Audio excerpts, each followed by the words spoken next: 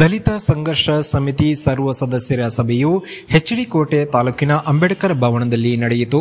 ಕಾರ್ಯಕ್ರಮವನ್ನು ವೇದಿಕೆಯ ಗಣ್ಯರು ಅಂಬೇಡ್ಕರ್ ಭಾವಚಿತ್ರಕ್ಕೆ ಪುಷ್ಪಾರ್ಚನೆ ಮಾಡಿ ಕಾರ್ಯಕ್ರಮ ಉದ್ಘಾಟನೆ ಮಾಡಿದರು. ಬಳಿಕ ಮಾತನಾಡಿದ ಕೆಎನ್ ಲಿಂಗಪ್ಪ, ಸ್ವಾಭಿಮಾನ, ಸಮಾನತೆ, ಸ್ವಾವಲಂಬನೆ ಕನಸು ಹೊತ್ತು ದಲಿತ ಸಂಘರ್ಷ ಸಮಿತಿ ಹೋರಾಟ ನಡೆಸುತ್ತಾ ಬಂದಿದೆ.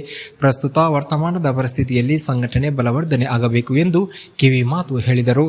ಕಾರ್ಯಕ್ರಮದ ಅಧ್ಯಕ್ಷತೆ ವಹಿಸಿದ್ದ ಜಿಲ್ಲಾ ಸಂಚಾಲಕರಾದ ಕೋಟೆ ಬೆಟ್ಟಯ್ಯ ಮಾತನಾಡಿ, ಕೋಮುವಾದಿಗಳು ಮತ್ತು ಬಂಡವಾಳಶಾಹಿಗಳು ಒಡ್ಡುವ ಸವಾಲುಗಳಿಗೆ ಪ್ರತ್ಯುತ್ತರ ನೀಡಲು ಕಾರ್ಯಕರ್ತರಲ್ಲಿ ನೈತಿಕತೆ, ಬದ್ಧತೆ, ದೃಢತೆ ಬೆಳೆಸಿಕೊಳ್ಳುವುದು ಅತ್ಯವಶ್ಯಕ ಎಂದು ಹೇಳಿದರು.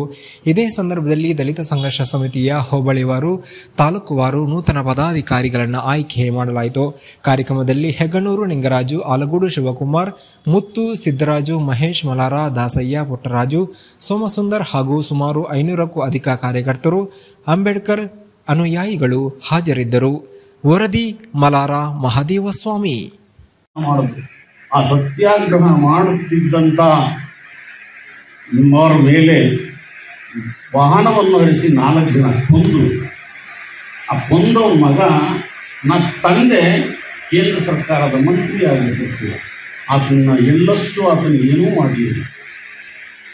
ಈ ರೀತಿ ಇರ್ತಕ್ಕಂಥ ಸರ್ಕಾರದ ಬಗ್ಗೆ ನಾವು ಆಲೋಚನೆ ಮಾಡಬೇಕಾಗಿದೆ, ಯಾವುದೇ ಸರ್ಕಾರ ಆಗಿದೆ ಅಂತ. ಅದರಲ್ಲಿ ತಾವೆಲ್ಲರೂ ಇವತ್ತು ನೋಡಿದ್ರೆ ಎಲ್ಲ ಈ ಸಭಾಭವನ ತುಂಬಿರುವುದು ನೋಡಿದ್ರೆ ನನಗೊಂದು ರೀತಿ ಹೃದಯ ಗಮನಿಸ್ತಾ ಬಂದರೆ ಸರ್ಕಾರ ಯಾವುದೇ ಇರಲಿಲ್ಲ, ಬಡವರ ಸಂಖ್ಯೆ ಜಾಸ್ತಿ ಆಗ್ತಾ ಇದೆ, ಹಾಗೆಯೇ ಶ್ರೀಮಂತರ ಸಂಖ್ಯೆಯೂ ಕೂಡ ಜಾಸ್ತಿ ಆಗ್ತಾ ಇದೆ. ನಿತ್ಯ ನೀವು ಪತ್ರಿಕಾ ಓದುಗರಾದರೆ ಅದನ್ನು ಗಮನಿಸಬಹುದು. ಪರಿಸ್ಥಿತಿ ಆ ರೀತಿ ಆಗಿದೆ. ನಿಮಗೊಂದು ಸಣ್ಣ ಉದಾಹರಣೆ ಕೊಡ್ತಿದ್ದೀನಿ ನೋಡಿ.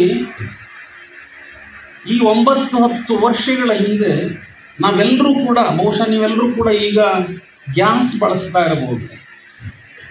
ಒಬ್ಬ ಇಲ್ಲಿ ಬರ್ತಾನೆ, ಬಂದು ಕೆಲವು ವಿಷಯಗಳನ್ನು ಇಲ್ಲಿ ನಮ್ಮ ಮುಂದೆ ಅವನು ಇಡ್ತಾನೆ ಅಂತ ಅನ್ನೋ ಒಂದು ಹೃದಯ ಸಂಪನ್ನತೆ ನಿಮ್ದಿದೆಯಲ್ಲ, ಅದಕ್ಕೆ ಎಷ್ಟು ಬೆಲೆ ಕಟ್ಟುವುದು ಸಾಧ್ಯ.